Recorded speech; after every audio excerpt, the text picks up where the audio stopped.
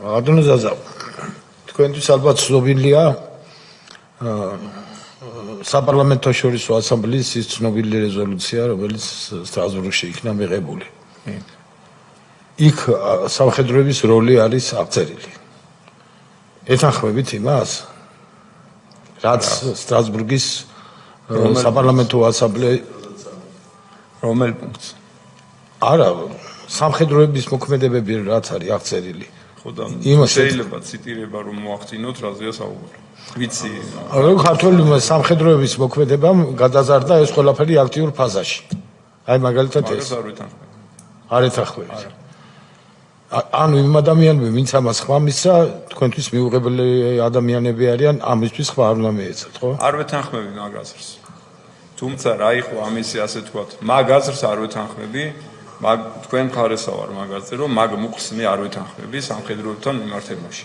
მაგრამ ეს დანარჩენი შეგიძლიათ იმ ადამიანებს კითხვა დაუსვათ და რის გამო გააკეთეს კითხოთ მათ.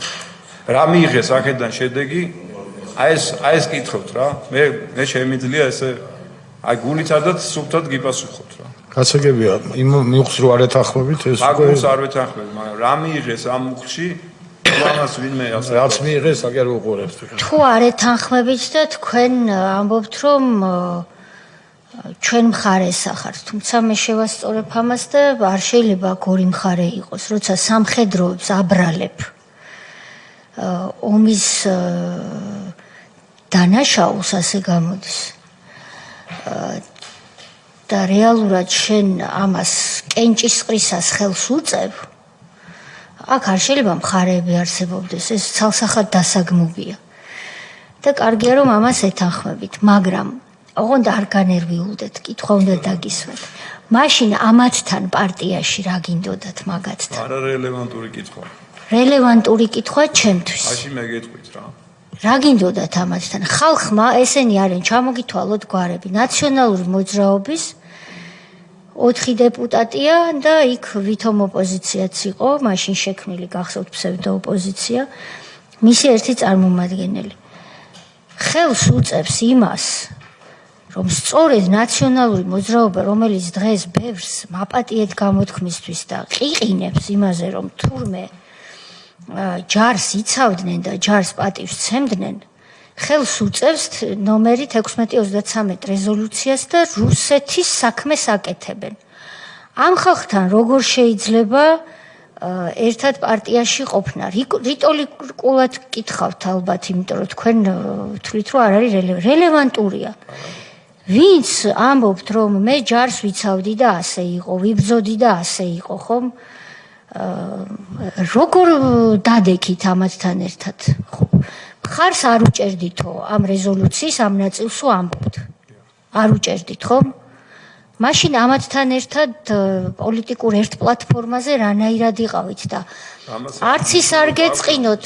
მნიშვნელობა იცით რატომ აქვს ბატონო ზაზა, რომ თქვენ რამდენიმე და მრავალი თვის განმავლობაში მე ხო გისმენდით, რომ ჩვენ აღმოჩნდა, ვინც აქ ვართ, რომ პოლიტიკური მოწინააღმდეგეები გავხდით, ხო ასე იყო? ადრე. როდის ადრე? თებერვლამდე 2025. ხო, გავხდით პოლიტიკური მოწინააღმდეგეები. თქვენ ამხელა სამხედრო გამოცდილების ჭირვარამ გამოვლილი ადამიანი, ჩვენ ისედაც პოლიტიკაში მყოფები დაგვიპირისპირდით პოლიტიკურად. და დღეს ღიად გეუბნებით, რომ ჩვენ ეს მინიმუმ გაგვიკვირდა. ორი ვარიანტია მან ან თქვენ 1633-ის ნაციონალური მოძრაობის მიერ მხარდაჭერილი რეზოლუცია გაიზიარეთ და მათთან ერთად დადეგით პოლიტიკურ პლატფორმაზე და ამ რეზოლუციაში საზოგადოებისთვის განმარტავ. პირდაპირ იყო საქართველოს და ჯარი და ჯარისკაცი განწირული და მხარდაჭერილი ეს რეზოლუცია, ანუ ეს არ იყო ქართული ინტერესისთვის კენჭისყრა, ეს იყო პირიქით საპირისპირო. ან ამას არ იზიარებდით და მაშინ გაურკვეველი ამათთან ერთად რა გინდოდათ? ეს კითხვა მაქვს, რა ვქნა? ეს კითხვა რა შუაში ამ ყველაფერთან. თორე აი გულით გმინდა გიპასუხოთ, მაგრამ ვერ ხვდები რა შუაში ეს. კითხვა არის იზიარებთ თუ არა 16-23 არ იზიარებთ, გასაგებია. არ ვიზიარებ.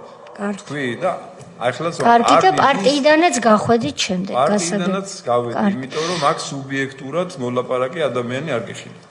გასაგებია.